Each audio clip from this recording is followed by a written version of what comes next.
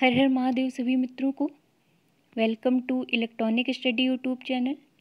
सभी को सुप्रभात। डेली करंट अफेयर्स की सीरीज़ में आज ये हमारी 29वें नंबर की वीडियो है और रोज़ की तरह ही आज भी हम सेशन के लास्ट में जो हमने कल करंट अफेयर्स पढ़ा था उनका एक बार रिवीजन करेंगे और उसके बाद स्टैटिक जीके के कुछ वन लाइनर क्वेश्चंस को ऑब्जर्व करेंगे। तो चलिए शुरू करते हैं आज का अपना ये सेशन और देखते हैं पहला करंट अफेयर।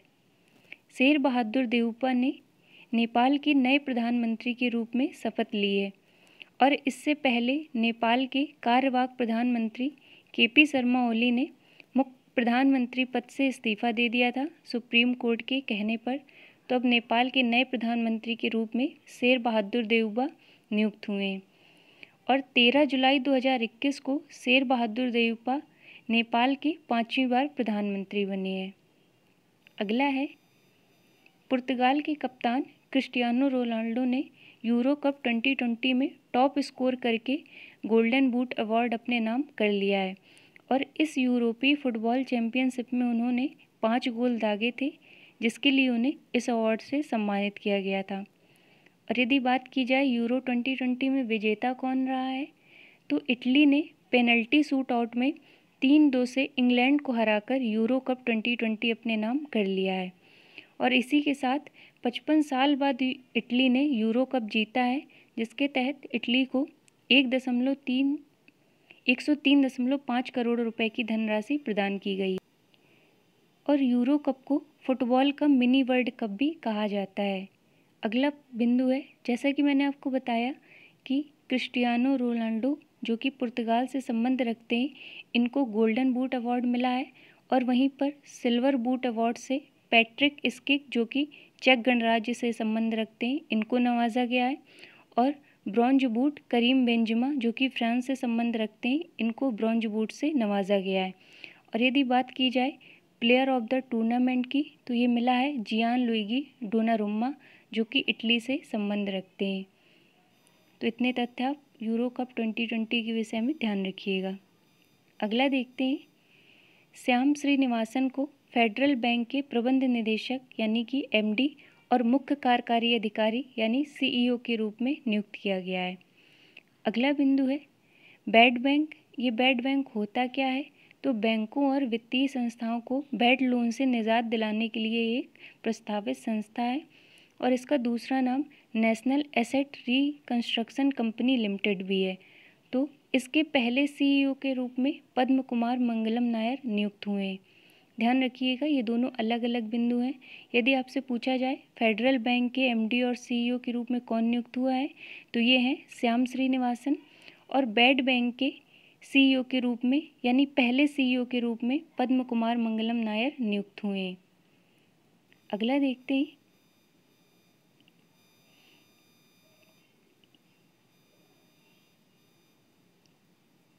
भारतीय अंतरिक्ष अनुसंधान संस्थान यानी इसरो 12 अगस्त को अपना geo imaging satellite GSAT-1 rocket GSLV F10 के द्वारा लॉन्च करेगा और यह उपग्रह देश की सीमाओं के निकट की तस्वीर प्रदान करेगा और प्राकृतिक पर्यावरण के विषय में भी सूचना प्रदान करेगा। अब यहाँ पर इसरो की बात हुई है तो इसके बारे में जान लेते हैं। इसरो का पूर्ण रूप है इंडियन स्पेस रिसर्च ऑर्गेनाइजेशन जिसके मुख्यालय बेंगलोर कर्नाटक में स्थित है। यदि इसरो की स्थापना की बात की जाए तो यह 15 अगस्त 1969 को स्थापित होता है और इसरो किसी भी सैटेलाइट का प्रक्षेपण करता है तो यह सतीश धवन अंतरिक्ष केंद्र जो कि श्रीहरिकोटा आंध्र प्रदेश में स्थित है यहाँ से करता है। जैसा कि मैंने आपको बताया कि DRDO किसी मिसाइल का प्रक्षेपण करता है तो वो व्हीलर द्वीप से करता है जिसका नाम बदलकर अब अब्दुल कलाम द्वीप हो गया है। उसी प्रकार इसरो अपने सैटेलाइट का प्रक्षेपण श्री सतीश धवन अंतरिक्ष केंद्र से करता है। और यदि वर्तमान में इसरो के प्रमुख की बात की जाए तो ये डॉक्टर के सिवन है और इसरो का आदर्श वाक्य है मानव जाति की सेवा में अंतरिक्ष प्रौद्योगिकी। अगला देखते हैं, विंबलडन टेनिस टूर्नामेंट 2021 में भारतीय मूल के समीर बनर्जी ने जूनियर पुरुष एकल का खिताब जीत लिया है। अब यहाँ पर विंबलडन की बात हुई है तो मैंने आपको कल या परसों में ये बताया था कि एशले बार्टी ने महिला एकल फाइनल में विंबलडन टेनिस ग्रैंड स्लैम अपने नाम किया है। और यदि पुरुष वर्ग की बात की जाए कि पुरुष वर्ग में विंबलडन टेनिस टूर्नामेंट किसने जीता है, तो इसमें विजेता रहे थे नोवाक जोकोविक, जो कि सर्बिया से संबंध रखते हैं। तो इसमें आप फ़र्क ध्यान रखिएगा कि जूनियर जीता है समीर बनर्जी ने। और यदि बात की जाए कि विंबलडन टेनिस ग्रैंड स्लैम किसने जीता है, तो ये नोवाक जोकोविक के द्वारा जीता गया था। जैसा कि मैंने आपको बताया था कि ये जो टेनिस ग्रैंड स्लैम होते हैं ये प्रतिवर्ष 4 होते हैं, जिनकी शुरुआत होती है ऑस्ट्रेलियन ओपन से, फिर दूसरा होता है फ्रेंच ओपन, तीसरा होता है विंबलडन ओपन और चौथा होता है यूएस ओपन। और इसमें जो फ्रेंच ओपन होता है ये क्ले कोर्ट में खेला जाता है और विंबलडन ओपन ग्रास कोर्ट में। तो इतने तथ्य आप ध्यान रखिएगा। अगला देखते हैं। हाल ही में ट्विटर ने भारत में विनय प्रकाश को शिकायत अधिकारी के रूप में नियुक्त किया गया है। अब यहाँ पर ट्विटर की बात हुई है तो जानते हैं इसके बारे में। यह एक माइक्रो ब्लॉगिंग इंटरनेट सेवा है जिसकी स्थापना 21 मार्च 2006 को होती है। और यदि ट्विटर के मुख्यालय की बात की जाए तो यह सैन फ्रांसिस्को कैलिफोर्निया में स्थित है। और वर्तमान में ट्विटर के अध्यक्ष हैं डोर्सी और सीईओ हैं इवान विलियम्स। अगला देखते हैं। जून माह के लिए अंतर्राष्ट्रीय क्रिकेट परिषद यानी आईसीसी ने डेवन कॉनवे को प्लेयर ऑफ द मंथ चुना है।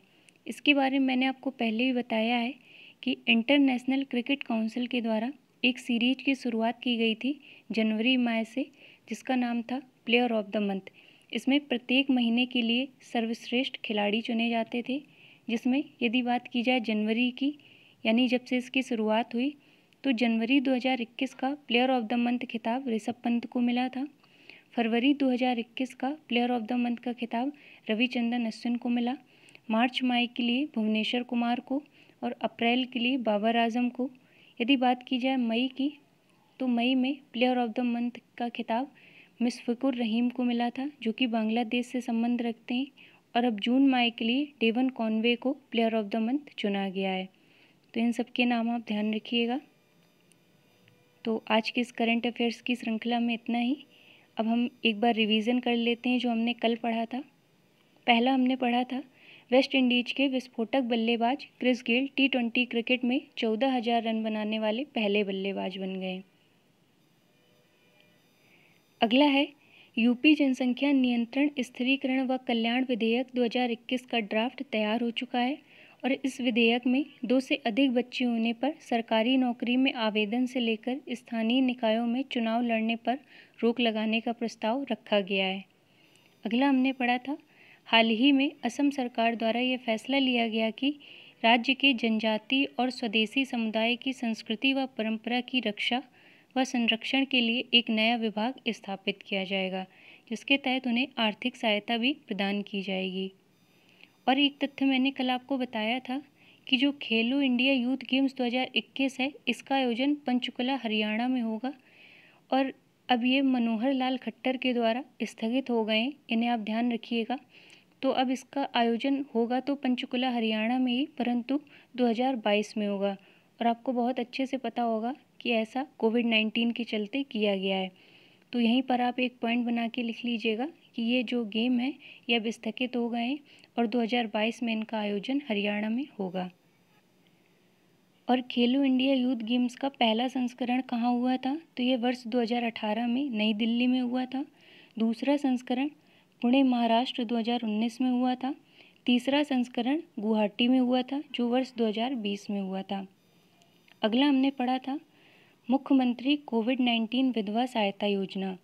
तो असम के मुख्यमंत्री जो हैं हिमंत बिस्वा शर्मा, इन्होंने उन महिलाओं को 2.5 लाख रुपए की वित्तीय सहायता प्रदान करने की योजना शुरू की है जिनके पति की कोविड-19 के चलते मृत्यु हो गई है। अगला हमने पढ़ा था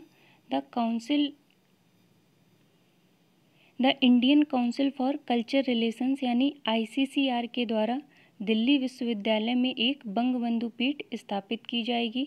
ये चेयर बांग्लादेश के संस्थापक जो थे शेख मुजीबुर रहमान व बांग्लादेश गठन के 50वीं वर्षगांठ को समर्पित की जाएगी।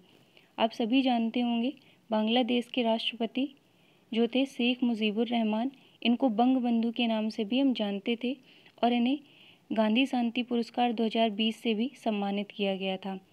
और गांधी शांति पुरस्कार 2019 काबूस बिन सईद अल सैद को मिला था, जो कि ओमान के दिवंगत सुल्तान हैं।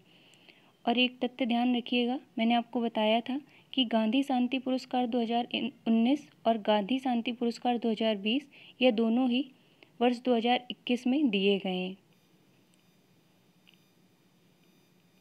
अगला हमने भारत सरकार के कुछ प्रमुख लक्ष्य देखे थे, इनको एक बार आप गो थ्रू कर लीजिएगा। अब देखते हैं अपने आज के स्टैटिक जीके के कुछ क्वेश्चंस को। पहला है, मंदिरों की पुण्य भूमि किसे कहा जाता है? तो तमिलनाडु को मंदिरों की पुण्य भूमि कहा जाता है। अगला प्रश्न है, गुप्त काल में सर्वाधिक सिक्के किस धातु के जारी किए गए थे? तो गुप्त काल में सोने के सर्वाधिक सिक्के जारी किए गए थे। अगला प्रश्न है, कंचनजंगा पर्वत शिखर कहाँ स्थित है? तो ये सिक्किम में स्थित है। अगला प्रश्न है, जापान का मैनचेस्टर किसे कहते हैं? तो ये ओसाका को कहते हैं। इसे आप ध्यान रखिएगा, क्योंकि आपको भारत का तो पता होगा कि भारत का मैनचेस्टर किसे कहा जाता है। तो अहमदाबाद को भारत का मैनचेस्टर कहा जाता है। यदि आपसे पूछे दक्षिण भारत का मैनचेस्टर किसे कहते हैं, तो कोयम्बटूर को दक्षिण भारत का मैनचेस्टर कहते हैं और उत्तर भारत का मैनचेस्टर कानपुर को कहा जाता है। तो ये आप ध्यान रखिएगा।